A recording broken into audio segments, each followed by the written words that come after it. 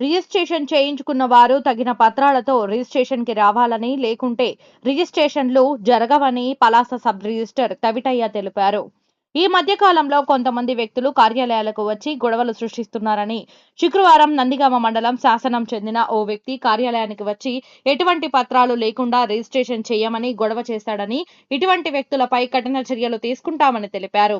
కార్యాలయ పని వేళల్లో సిబ్బందికి గాని విధులు ఆటంకం కలిగిస్తే పోలీసులకు సమాచారం ఇవ్వడం జరుగుతుంది అని, ఎటువంటి పత్రాలు లేకుండా రిజిస్ట్రేషన్ చేయమంటారని, అలా జరగదు అంటే లంచాలు అడుగుతున్నట్టుగా తప్పుడు సమాచారం ఇస్తున్నారని, ఇది ప్రజలు నమ్మవద్దని, అన్ని పత్రాలు సక్రమంగా ఉంటే రిజిస్ట్రేషన్ వేగవంతంగా జరుగుతుందని తెలిపారు. ఇటువంటి సంఘటనలు పునరావృతం అవ్వకుండా రిజిస్ట్రేషన్ కి వచ్చిన వారు అన్ని పత్రాలతో హాజరు అవ్వాలని, ఇటువంటి తప్పుడు ప్రకటనలు ఇచ్చిన వారు వివరాలు జిల్లా రిజిస్టర్ వారికి తెలియజేయడం జరిగిందని, లంచం అడిగే మాట వాస్తవం లేదని ఆయన తెలిపారు. నేను శ్రీ ఎస్తవిటియ సబ్ రిజిస్టర్ శ్రీకాకుళం కాశీబుగ్గ నిన్న అనగా శుక్రవారం రోజున నందిగామ మండలానికి చెందిన దానేష్ అనే వ్యక్తి మీడియేటర్ 2 దస్తావేజులు తీసుకువచ్చారు. ఆ 2 దస్తావేజులో వారసత్వ ఆస్తులు ఉన్నాయి.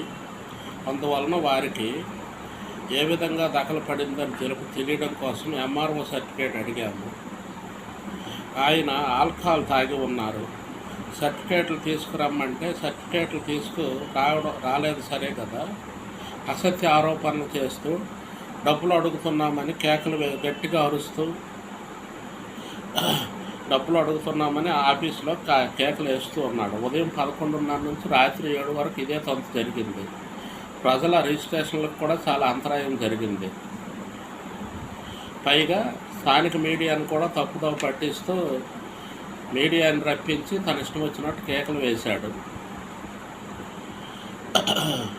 సదరు ఆసామి పట్ల రిజిస్ట్రేషన్కి వచ్చిన వాళ్ళు కూడా చాలా అసంతృప్తి వ్యక్తం చేశారు. ఇదే పరిస్థితి రిపీట్ అయితే అతని మీద కేసులు పెట్టమని కూడా కక్షిదారులు డిమాండ్ చేశారు.